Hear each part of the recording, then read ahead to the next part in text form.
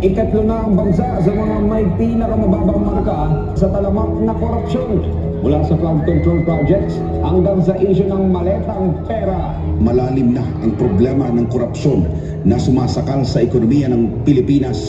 Inilagay ang bansa sa ikatlong pwesto sa hanay ng mga sinasabing pinakatiwaling bansa sa rehiyon.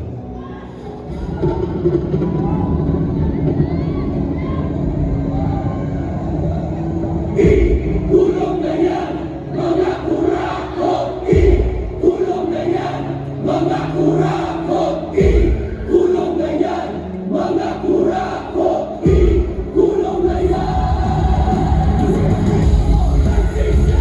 Isigaw mo! Katotohanan! Isigaw mo! Pilipinas! Huwag na tayo mag-ibig ng isang mundo! Isigaw mo! Katotohanan! Isigaw mo! Pilipinas! Huwag na tayo mag-ibig ng isang mundo! Isigaw mo! Pasensya! Isigaw mo!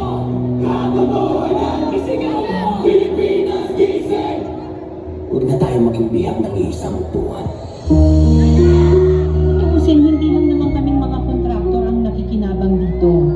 Marami din sa inyo, mga politiko, ang nagpapataba ng bulsa sa pangungurakot. Kawawa po talaga ang mga mamamayang Pilipino kasi ninanakaw lang natin ang kaban ng bayan. Sinong umaahon, tayo ba o sila? Mga ngiti nila habang nakalubog ka ba sa labang taas?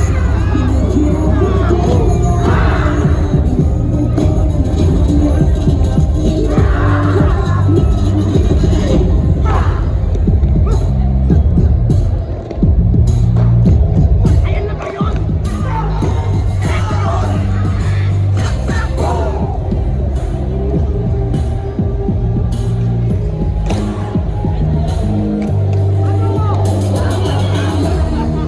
Ang totoo, may hati-hati yan mula sa pinakamataas hanggang sa mga nasa gilid lang ng sistema.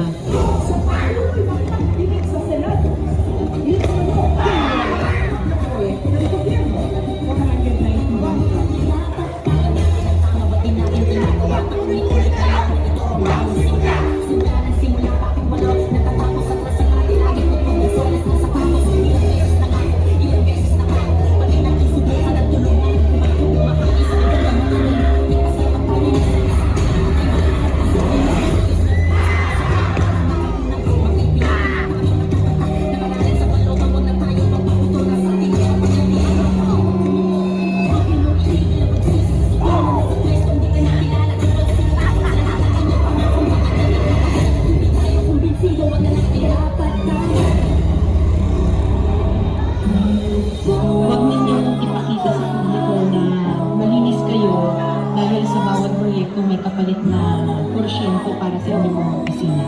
Tingnan ninyo rin ang mga pangalan na nakaupo ngayon at lalo na sa mismo mga napapalakad ng gobyerno.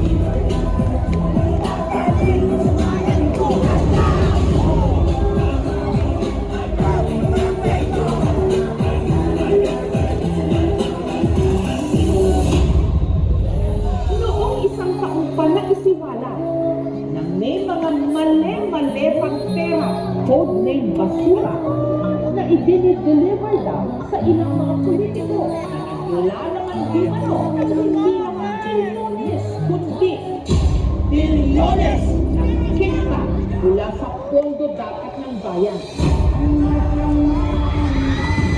Nakakapagod na naging makita.